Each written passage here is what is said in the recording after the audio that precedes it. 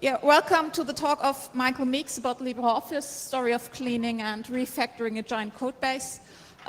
He will have a lot of things to tell us, so he will quite hurry. And if there is enough time in there, if he's quick enough, and then there might be a chance to have to answer some of your questions afterwards. So, thank you very much. Brilliant. Well, glad you could make it.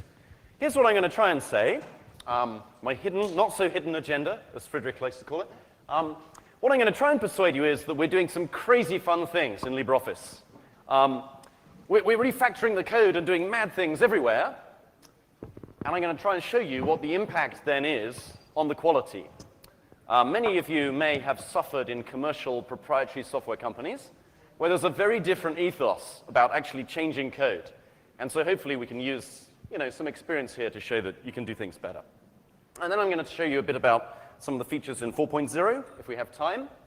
And that's about it. So, before I start, I really want to talk about culture. I've been reading a very good book called The Wealth and Poverty of Nations, which I strongly recommend. There's a very good book by Jared Diamond called Guns, Germs, and Steel. I don't know if you've heard that. Read that? Yes, very good book. I read that and I was convinced, and now I read Landis, and I'm more convinced by him. So, check it out.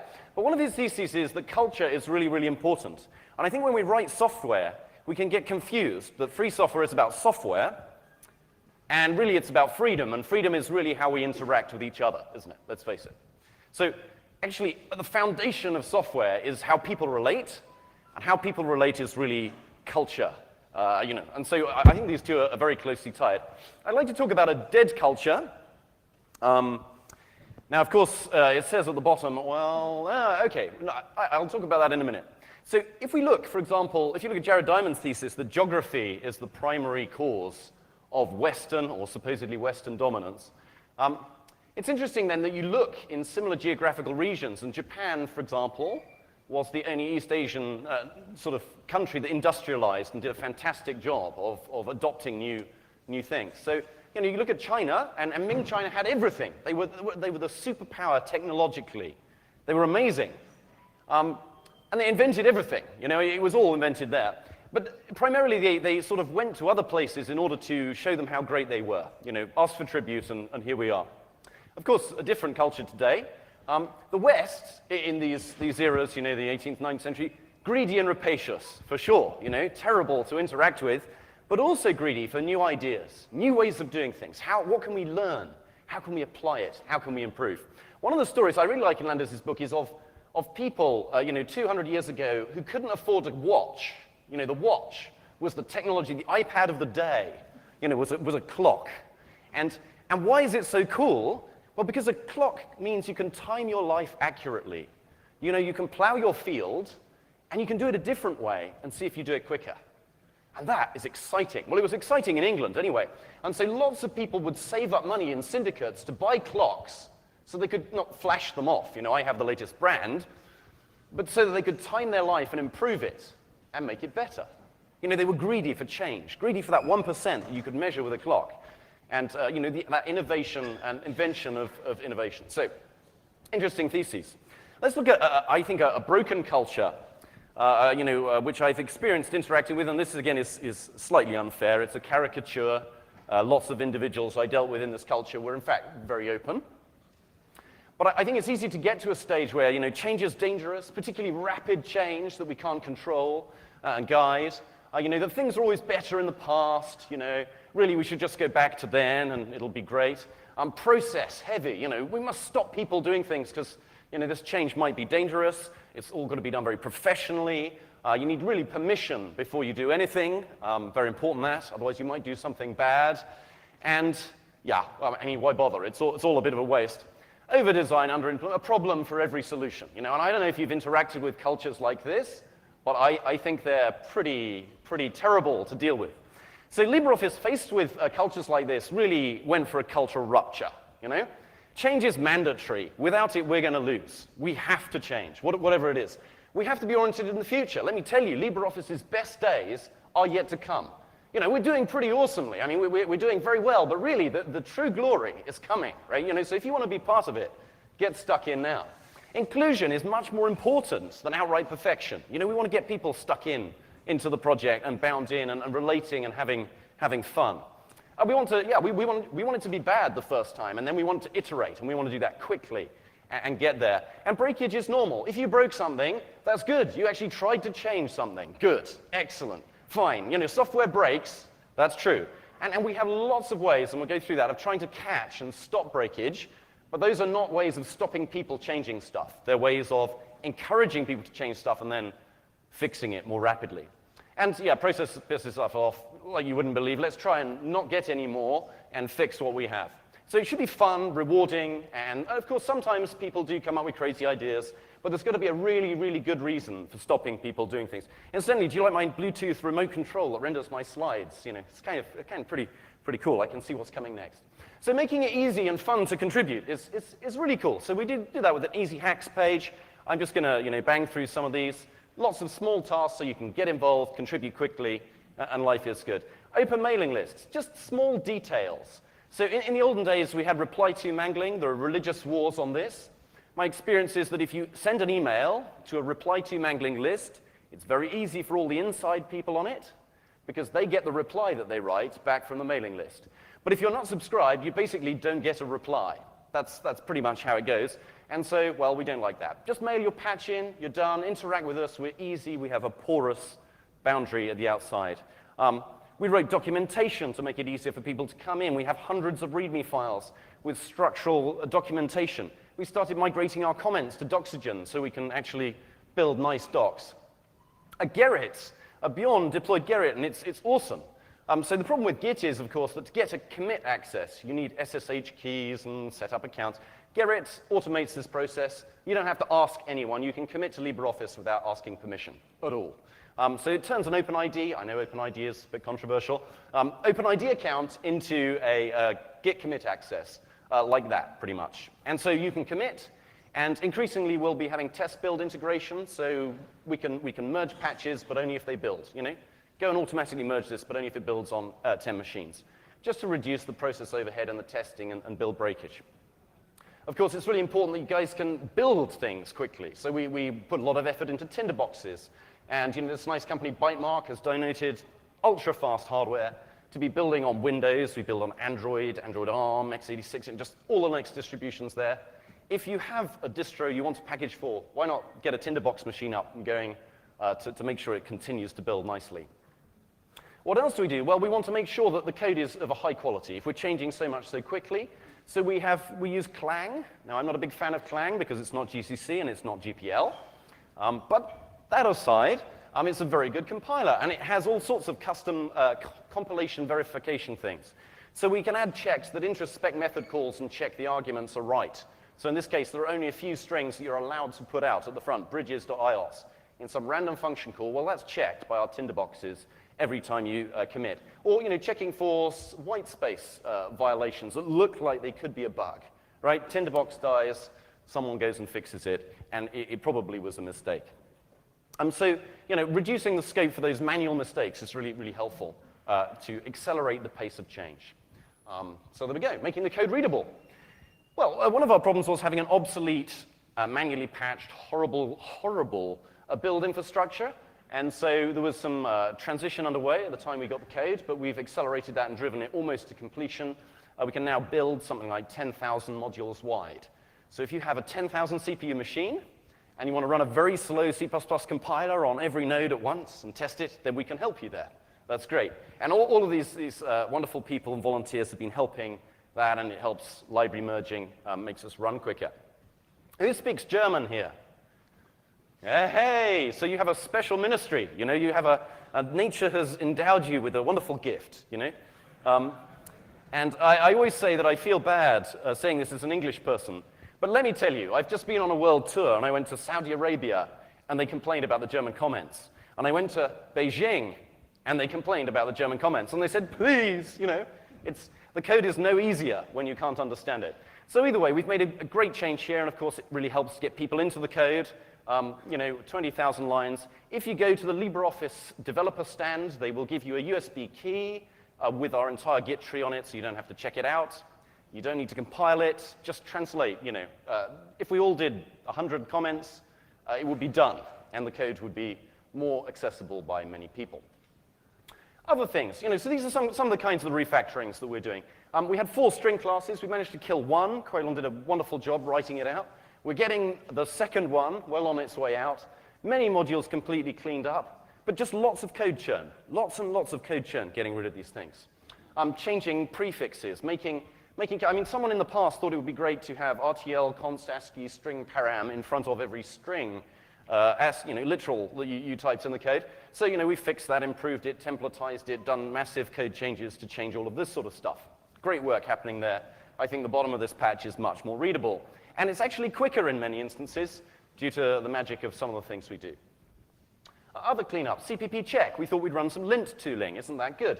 1,000 patches or so with CPP check in the Git commit things. Some great work happening there. Dead code removal, ripping out code we know is never used. There's lots more to go, but that's kind of cool. Another thing that hasn't happened in the code base, again, that churns the code and doesn't really add new features, but adds potential breakage, but makes it aesthetically nice, is using some of these cool new technologies inside our component model that actually add runtime type checking. So instead of passing strings all over the place to talk about components, you pass a checked actual name that's compiled in. So some great things there being deployed everywhere. One of the most risky and potentially, if you look at the regressions, we got a lot of regressions from this, but it was really important. LibreOffice the code base dates from before templates were invented. So the very early eras of C++, some of the code comes from, and we still had loads of it. 20-year-old code using these macros. And it worked. There was nothing wrong with it. It did seem to work. And we ripped all of that out, and we put STL code in instead that's nominally standard, easier to read. And that showed us that, in fact, the code that was appearing to work in many corner cases didn't. And STL, luckily, is more crashy in these cases and has checking iterators. But yeah, we ripped out loads of obsolete classes, and yeah, we did gratuitous code change all over the place. We threw away libraries that had been obsolete for years. LibVos. When I started on OpenOffice in 2000, before it was open sourced, this library was obsolete. It's been obsolete for the whole lifetime of OpenOffice and LibreOffice.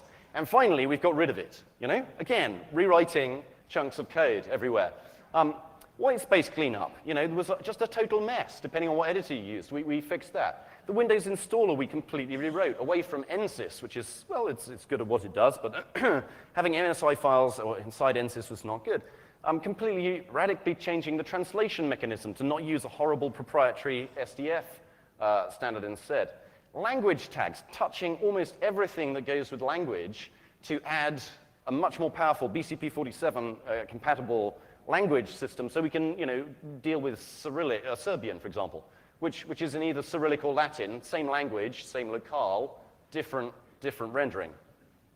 VTL, yeah, substantially refactored, so we have a headless version. So if you have a document management system now, you can run the thing completely headless, and that's nicely factored out, and you can select it at runtime. And hey, the GTK3 port came in there, some great work. The wizards being rewritten from Java to Python. Again, a language change. It has some nice impact on Windows, where we don't know that Java is there. But again, significant change. I'm just going to go through, this is kind of a joke slide, next slide to wake you up. But I just talk about a few things here, a bit more big refactorings before we get to the statistics on the impact of all of this.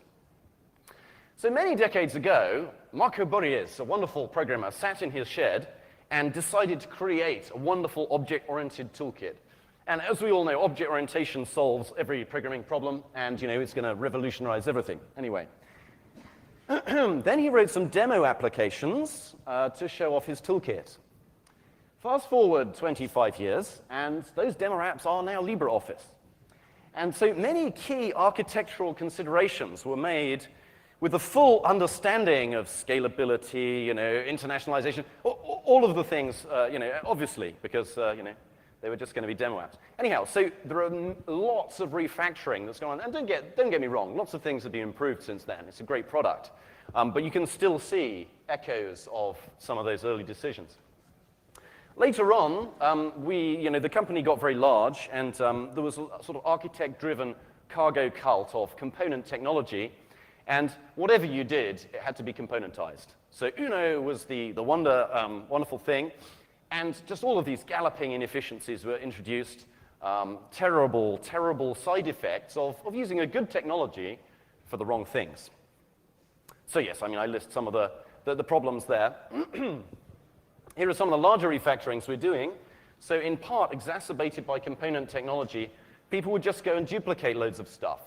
So yeah, import, for example, the domain mapper was written, and initially we had, although the file formats are broadly the same, .doc, .rtf, and .docx, initially the RTF filter was essentially a cut and paste of the doc filter with a whole load of changes to it. They literally cut and pasted one of the most important core pieces of the suite. Well, that was not very good. They then went on to create an artificial barrier between docx and .doc by saying, well, we're going to rewrite everything in a new way using component technology. So then there were three filters for these three almost identical file formats using different technologies and different code bases. So, and similarly in export, and we came along, we basically said, this is madness, we're going to share all of this code. And so since we wrote the export, we didn't have this crazy stuff. It's all shared in the core now, which is great. So hopefully when you fix a .doc export bug, it's trivial to fix the RTF and docx bug. On the import side, we've managed to unify RTF and docx, which is great. There's ongoing work, well, thinking about unifying these two is, again, a huge engineering problem. And we need to bring the docx support up in terms of quality. But just loads of change there, just to make it more maintainable. You know, I mean, we could have fixed bugs in 3 places every time, but it just doesn't make sense. Similarly, RTF is used for cut and paste. So on Windows, when you do cut and paste, it's all RTF going from A to B. So again, large-scale changes to make all that work better. Calc refactoring, we've just done so much inside the spreadsheet. And there's so much left to do. Saving wastage, reducing structure sizes, reworking note storage, improving performance orders, removing excessive component usage that's not necessary, new data structures for core functionality, reducing memory space, and so on. So really large changes to the code base. And in many cases done by Kohei and Marcus, who's a wonderful volunteer that works with us. And just significant change. What else are we doing? Well, that's the stuff that's done, I guess. More stuff we're continuing doing is changing all of the UI. So the UI uses a terrible legacy toolkit. It was deliberately designed not to use layout. And finally, we're using layout. Wonderful, isn't it? So, Java Swing got this right in 95, or maybe 96. And yeah, but we're just catching up. So that's great. Thanks to Quailon. And that's really good for translation. And it's really good for having a clean, small, abstract description of your UI. 100 dialogues so far, another 400 to go. If you want to get involved, get stuck in. It's some easy work that's really useful. It improves accessibility as well. But again, another huge, widespread refactoring of the code base. What else? Well, VCL has some real problems. No, there's no lifecycle handling. You allocate windows and free them, which is fine until you have idle callbacks and multiple threads and other ways of handling lifecycle which don't work terribly well. A writer has debilitating problems from its big pointer array, which is surprisingly a big array of pointers. And, and would you believe it? When you do redlining in a document, and it's the visibility of the redlining is not on, it actually copies and pastes all the redlining into and out of the document for every keystroke. Yeah. And so there's this wonderful dialogue that pops up when your document gets a bit big in this mode saying, you do realize we can't cope. It's going to get very slow at this stage. And so either way, we're improving some of these structures underneath. So typing at the beginning of a vast document should be just as fast as in the middle or the end.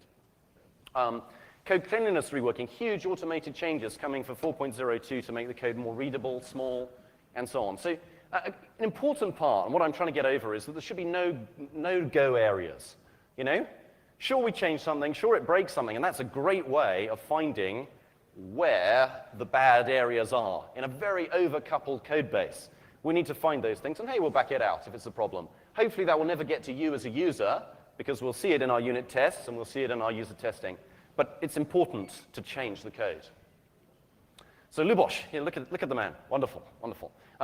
Lots of auto-generated patching, for big bulk changes, and we need some help there. There are some security bugs that hide behind stream operators that don't behave quite as you'd expect. And again, hopefully we'll get a lot of those fixed. He's written a very nice tutorial on how to write plugins for Clang there, again with a Clang caveat, to allow you to do big refactorings. You know, Eclipse has done this, or NetBeans, I'm sure, for Java for years, you know, because the Java IDEs parse and understand Java. But of course, that hasn't really been true for C and C++, but it's starting to be true. So if you have a huge legacy code base, I'd really encourage you to start looking at, you know, some of these things, because they can really help improve factoring. Well, how can you do that while retaining quality, you know? How can you do it? Well, the first radical idea, and this is really radical, is to have unit tests. I know, I'm glad. So actually, it turned out that one of the problems of our complicated reuse infrastructure that no one uses is that it makes it very hard to write unit tests. So we did a load of work to actually make it possible to write the first unit test. You know, that would start LibreOffice and do a whole load of work, and then check the result. And then there were loads of them. People just went a bit wild. And in the end, they produced generic infrastructures for testing thousands of documents. In fact, Marcus is now working on, you know, having a tinderbox that loads thousands of bug documents and checks that they're still working, you know, as we go along, which is cool. So, you know, if you have lots of hardware, you want to donate to, you know, heavy-duty testing, that would be cool. One of the interesting things we found, having created the unit test framework, was we dropped all the CVE bug documents we'd had, all the security bugs for the last 10 years in. Half of them had regressed. So they were fixed. You know, this was long ago now, so luckily you're all protected, but there you go. If you ever want to find a security bug in a piece of software, I'd strongly recommend going back to the previous CVEs. Anyhow, what else? Well, we want to find out about bugs quickly from users. So the Bugzilla Assistant was written by Loic and Rob Snelders, and that allows you then, as an end user, to use Bugzilla without a sort of training course. And, scrolling the scroll bar to find the one field among 50 that's actually interesting to you. And we're also eager, because we have a lot of end users, as opposed to sort of hacker types like yourself, for whom every bug is screamingly important. And, you know, everything is high priority and high severity and whatever, to try and automate the process of doing that. So one of these things, for example, a last known working version, will tag a bug as a regression. That seemed like a good idea. It turns out people just enter random rubbish in there, but at least we're better at filtering that out now. So this really helps us get feedback quickly. Of course, we release early and release often. Every month there's a release. People are often doing sometimes 2 builds in a week to do a release, depending on how the schedule goes. And we're time-based. So we release on time, in time, every time. At least that's the hope. We now do it on a sort of week window rather than a day, but you know, it's possible. GNOME manages to get it to the hour or the minute, so I think we can probably do better. So that's good. By bisection. So another very, very powerful tool. So building LibreOffice takes around 4 hours, or maybe about 15 minutes, but only if you have very fast hardware. So bisecting a bug, a regression bug, is really, really hard.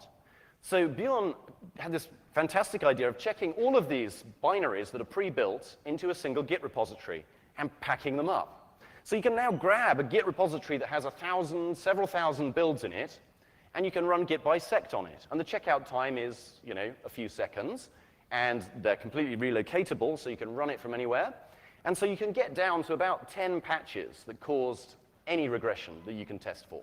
And you can do it in about, well, 10 minutes or less. And you can do it with no skill, you know. If you can use a command line, you can do this. And as a user, that's really, really helpful for us. As a developer, it's fantastic. If you want your bug fixed, and it's a regression, if you do this, your bug will be fixed much quicker, because we can find the lines of code that did it really fast. So that's really cool. And a great tool. And so you know, when you get a tool like this, do you use it to increase quality, or do you use it to increase the pace of change? Well, we tend to go for the pace of change. So same debugging with GDB. So GDB is a nightmare. With the weird strings we use, you couldn't see the strings in the stack trace. So you would never see that this was a path to this. So again, Tom Tromey has done some fantastic work at Red Hat around Python to allow GDB to do amazing things. And we've written some pretty cool introspection stuff. So your GDB stack trace actually shows you what you want to see, and you can do some very, very powerful things with it. A huge improvement to debugging speed, you know, bringing us up to the Visual Studio level on Linux, hopefully. And then, of course, there's manual QA, and some great work done by these guys. You know, triaging incoming bugs, resolving duplicates, tagging the most annoying bugs, or what we think of as the very serious ones, running master builds and reporting bugs early so they're never seen by users and so on. So it's a great thing to get involved with. I really encourage you to do that. But does it work? What is the net outcome? Can you really go away and loose a whole load of untrained volunteers, some of whom have not programmed in Anger before, on a 5 million line, highly coupled, poorly architected code base that's in use by millions of people? Well, can you do that without something dreadful happening? Well, one of the things that we do is we measure pretty regularly what's going on. So do you know that if you want to save energy in your home, you want to save in the environment or whatever, one of the most effective ways, in fact, arguably the most effective way to save energy, is not to insulate your roof or to lag your tank or anything like that. It's just to draw a graph of your energy use. That process in itself saves just, all the other things follow from that. Anyhow, on this basis, we started graphing our regression bugs, and this is what they look like. And I'd like to persuade you that this line is broadly flat. Okay, so it is lower here, I agree. But after we started graphing it, it kind of flattens out. Now, it goes up here a little bit. Interestingly, it goes up here. This is where we added the feature to tag regressions automatically in the end-user Bugzilla thing. And there was kind of a bug in that tagged a lot. But you notice, actually, we've got more regressions. These are the fixed ones, and these are the open ones. Actually, this went up and then plateaued again. But this thing, we actually fixed a load of these apparently regression bugs much more quickly, which is kind of cool. Anyway, so I'm arguing that this shows a relatively static regression count. It's hard not to regress when you change the code aggressively. Many of these regressions, may not have hit end users either. So, don't get the impression you download it and it will be terrible.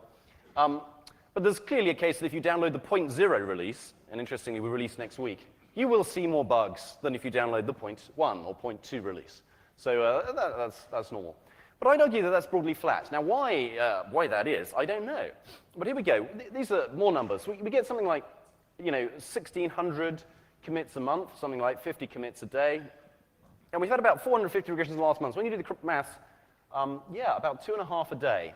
And since the line is flat, we're fixing about 2.5 a day as well. So if there is one regression caused by, if a commit could only either cause a regression, one of them, or not, that's only 5% of commits that cause a regression. So I'd argue, in fact, that some of them cause several. So actually, it's probably lower than that. And many are fixed before we ship. It would be great to do more research on escaped regressions. If someone wants to do that, that would be. But I would argue that some are inevitable. That's just the world we live in. Software has bugs. And of course, we try and, even one is too many, of course. But cost-benefit-wise, we really want to encourage people to change and improve the code base and not be overly conservative. If you look at most annoying bugs, interesting, the graph is remarkably similar. The big hump in it is where someone decided that his whole family of bugs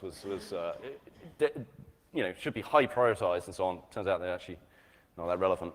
But this again is flat. And so I think there's a social engineering problem here, that just by showing the graph to people, there is a sort of a limit to the most annoying bugs that people will accept. And they fix them until they reach that limit, and then they stop, or something. I mean, I don't know. I don't know why it should be constant like that, but there you are. That's how it goes. Here is a crazy picture of a multivariate space. If you're trying to aim for quality, how do you get there? What do you do? It's totally mad, this drawing. If you're not going to understand it. But I think over at one side here, we have a very slow process model. If you're thinking of the Solaris kernel or whatever, with the 18-month freeze, before you release. I think that's probably at one extreme of it. And it's possible that if you have an 18-month freeze, that you can get a more stable kernel. I don't disagree that might be possible. But I think from a community perspective, there is a limited number of people wanting to work inside this model. Of course, as you shrink the freeze window down here, so it's only a 6-month freeze or whatever, your quality is going to go down, right? So the question is, how do you jump from over here to over here, where suddenly everything is a high speed, lots of change, low process, rapid iteration of releases to try and improve quality? And, well, there you go. I mean, the hope is that, of course, we end up here and the bugs are fixed absolutely immediately and no one even sees them. We're even hoping to fix them inside the programmers before they commit, but that turns out to be difficult. And actually, what most end users get, if you're paying for a SUSE release on Windows or whatever, of course, we use this model and we climb as high as we can up this cliff. And then we switch to a very slow release, very low change, conservative model on top of what the community has built with their wonderful work. And so we hope to get the best of both worlds for our enterprise customers. Just a gratuitous plug. Why not? So since we have all of this ability to try and catch regressions, fix them, and to keep quality in an acceptable level whilst doing huge change, and I've just showed you some of the changes that are really cosmetic in the code, that are really important structurally, but perhaps you don't see. It's hard to show you graphs of performance fixes. I'd just like to give you a few snapshots of some of the features that we've done, and these are really partial. I can only just select a few slides. I don't have a whole load of time. So core interoperability work, and one of the nice things around LibreOffice is that it's very diverse. There are lots of companies involved. In some cases, the Open Source Business Alliance have funded us. Groups of government got together to fund development work, which is going well. So improving interoperability there for Word documents and commenting. I particularly like this. This is a great example of RTF import filter improvements. So the document in LibreOffice 3.6 and the document in LibreOffice 4.0. Looks a bit better, doesn't it? I think there are a lot of, and this is a pattern that's repeated again and again, smarter. I could show you hundreds of these. We're getting better. One I particularly liked, well, importing formulae in RTF is nice. Do you know the meme? Well, hey, Miklo. So, thank you. So you know the idea that as soon as a normal person reads a formula in a book, they stop reading. Well, luckily, our code actually had a great feature whereby it would throw away the rest of the document as soon as the first formula was hit, which is a great feature. We fixed that in recent versions. Another thing here done by another part of the ecosystem, Lanido, making e-ink, from your tablet come in nicely, kind of cool. Some people are a bit foolish and they build their company and the software infrastructure around proprietary software. And that, of course, is a particular problem when you're tying the client to the server. Really, really a foolish thing to do, particularly if the server is running SharePoint. So anyhow, we've done a whole load of work to make it possible to integrate with SharePoint, and unfortunately, you can't fly under the radar at the moment. You have to turn stuff on the server, but we hopefully will work on that in the future. But preferably Alfresco, Nexo, lots of other content management systems using the CMIS open protocol. Another thing we love to do is improve interoperability and drag documents from old binary proprietary formats into the new world of beautiful goodness in ODF. And so we've done work with WordPerfect, Works, CorelDRAW, and so on. New in 4.0 is a Microsoft Publisher import. So we would love to encourage people to use free software instead for their publisher needs. Of course, Draw needs extension. It needs new features to make document layout and so on better. But we think one of the first steps there is getting the documents in, getting people's data in, and then providing the need to improve that and make that better. So yeah, thanks to Brennan doing that. Visio, we managed to, Frederick, reverse engineer all of the Visio file formats from the very first release, 1.0 or whatever, up to the only just released last week, Visio 2013 format. So we should import all of those and stencils too now, which is kind of encouraging. Calc. Yeah, let me just pick one component and look at Calc. Well, so there's a whole load of XML mapping. So in the Microsoft world, you're always able to map an XML file to a spreadsheet. So you can drag it in and stick elements and attributes in cells and so on. And so there's a nice new UI to do that. Ongoing work, pretty flags and markers to allow teachers to fail lots of students at once. You look for the row of red flags, and here's the one that that needs the remedial treatment or whatever, which is great. Unfortunately, or fortunately, I think it's a good thing, SUSE was acquired by Attachmate, which is a privately held company. So I no longer have stock options. On the other hand, maybe you do, and so you can now price them and model them and see how rich or otherwise you're going to become. So that's very useful. Some fun stuff. Well, you'll notice you probably can see the very small screen here, and as I slide it across, I get a different slide, which is kind of nice. So you can use your smartphone, which you paid hundreds of euros for and are wondering why it doesn't do anything, to advance your slides at a distance, which is kind of cool. Well, thank you. And there's some potential future work that would be really cool there. So, for example, those laser pointer things? Well, there's an accelerometer in this. I should be able to point at the screen, shouldn't I? And get a moire effect, GL, pixel shaded, beautiful laser pointer, right? So come and see me later if you want to volunteer, for that. So So that's kind of cool. Logo integration, absolutely critical. We should all be programming in Logo, it turns out. Well, one of the good things about this is, A, it's tiny, and B, that in some countries there are legislative reasons that you have to train children in computer science, which is good. We want children not to be using just a word processor to hammer documents out. That is a lame way to teach IT.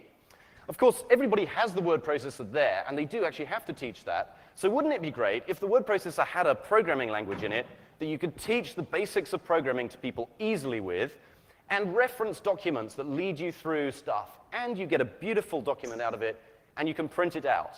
That's really important, you know. Print out and take home your program, you know. So, you know. So anyway, there's some beautiful things that have been done there by Laszlo. It's fantastic. I'd really encourage you to look at that if you're in education. UI improvements. Well, we're trying to look less awful. So one of the things was that the image interpolation algorithms that we have will really, you know, sort of guess a pixel, you know, random. And now they're, well, singular crawls, whatever. You can do various improved algorithms to scale your images. They look a lot better. And similarly, you can crunch them down. You know, there's a fad in the world now of having gigapixel cameras. And the problem with the gigapixel camera is you press take photo, and suddenly you have to switch out your SD card for another one to get the other half of the photo on it. And then, you know, you have to sort of crunch for hours to you know, scale it down to the 1 megapixel screen, or actually 0.7 that you're enjoying at the moment. And so, you know, we thought we ought to do something about this. You can right-click your image and scale it down.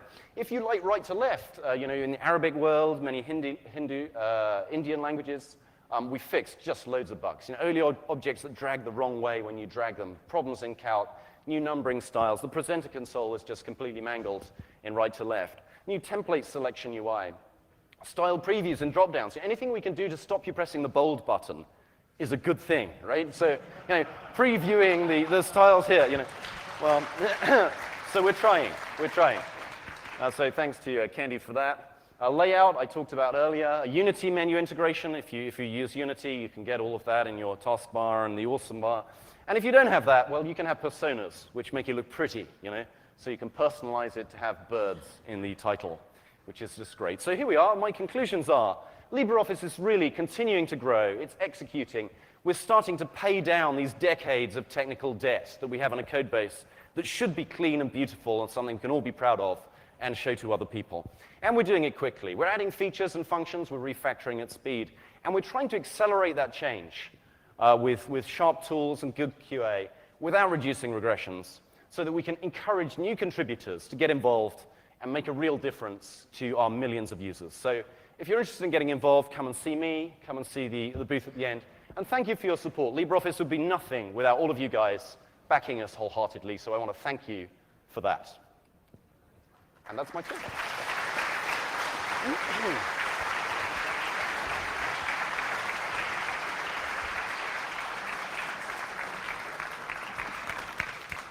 So I think we have 10 minutes for questions. Is that right? While you're just doing a microphone thing, I will just show you quickly the Android port, because I quite like that, and it's over here. And it's not really part of my talk, so it's just a gratuitous, you know, plug. But if you like to work on Android, you know, why don't you come and hack with us and work out. And so, you know, loading ODF documents on Android has traditionally been problematic, and so here is one. So there you go. Important, hey? And there's the next page. Anyhow, I digress. Question, where are we? Okay, well, I don't really have a question. I just wanted to tell you that I believe a lot of people realize that LibreOffice community is doing an amazing job. So just kudos. Thank you so Well much. done. Well, it's really not me, I can tell you. There are just hundreds of people involved and excited and doing good things. So thank you. Any other easy questions, you know? Usually they're like, so why do you suck so much? You know, so I appreciate the, you know, that's very kind. Are there any plans to replace the custom graphics toolkit with something more standard, or do you plan to carry it forward? Yeah, so that's a really good question about the graphics toolkit. So the plan currently, and you see what Quaylon's done there, is to use Glade, which is the GNOME GTK UI designer. But actually, we're using that on top of VCL. So it's the same old VCL widgets underneath. And there's some really interesting logic underneath VCL. You know, we dynamically detect your desktop. We load, you know, KDE3 or KDE4 or GTK2 or GTK3 or RAWX, depending on what's on your system. So there's some really funky logic there to try and match exactly what you want on your system and make it work well.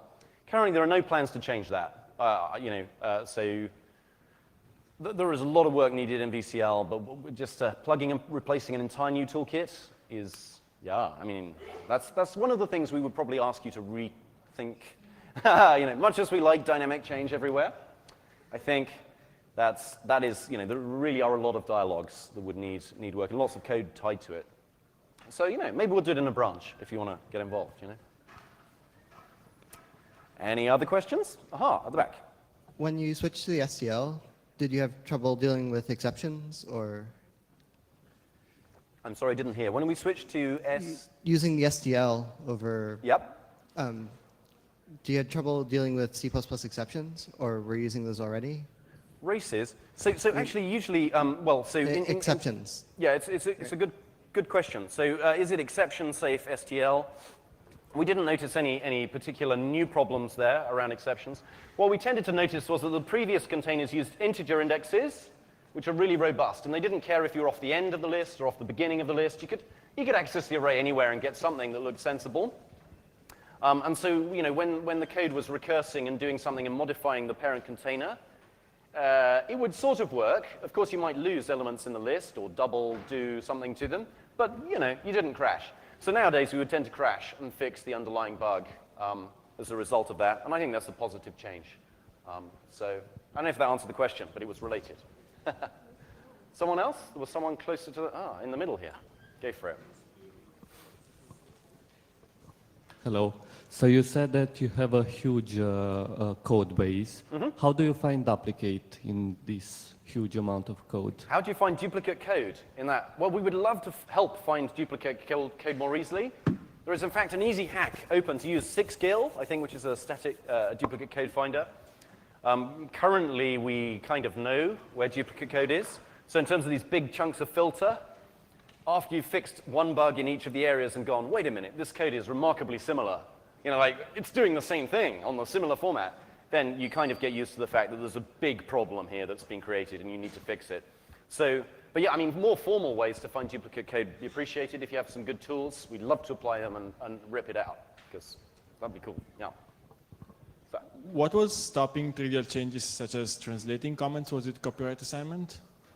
With copyright assignment, we don't have any copyright assignment. We use uniform. What was stopping these changes in OpenOffice? Translating comments sounds like a no-brainer.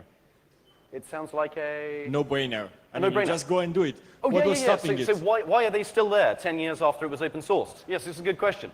And I would argue that barriers to entry, very conservative. I think it's a cultural problem. Copyright assignment. Yeah, copyright assignment, I think, is a sort of outflow of the concern about change and control. So I think it's probably a symptom, copyright consignment. It's a big symptom, but yeah, I think it's a symptom of a cultural issue. So yeah, we fixed that. We don't have that problem. And so, just come and get involved. It's easy. Man at the back there.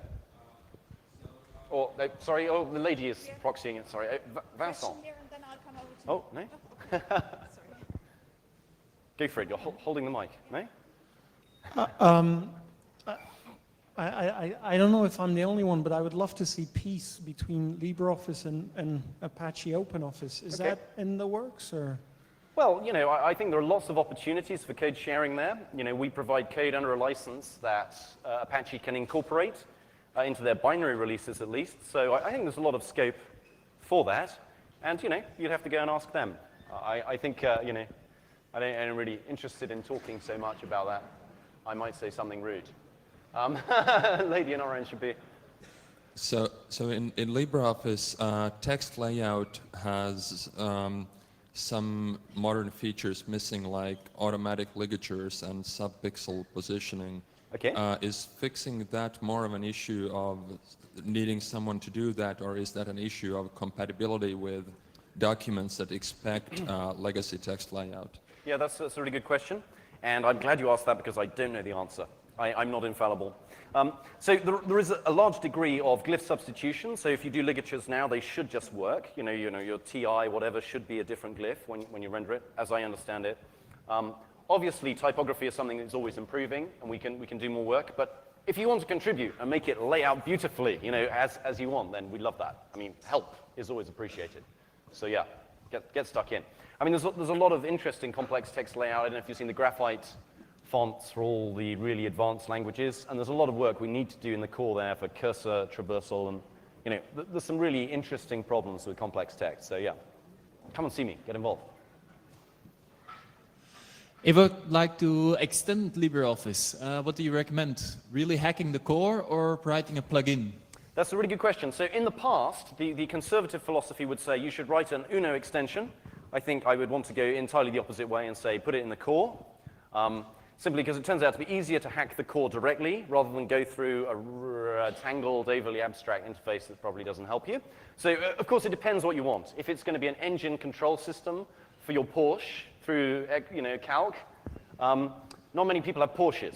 So I think it would be, and it's a gigabyte large, then we might have a problem putting it in the core. But if it's small and generally useful, then yeah, I really encourage you to do it in the core. I think that's the best place for it. Are we nearly out of time? What's the? Still, I think 2 or 3 minutes left. 2 or 3 minutes. So we can take another few questions if you really want. Otherwise, we can let Vincent get on. Let me encourage you. My good friend Vincent is going to speak about GNOME 3 later, and as a GNOME lover, I'm eager to be there. So let me recommend that to you. But hey, thank you so much for your time. Have a great day. Thank you very much.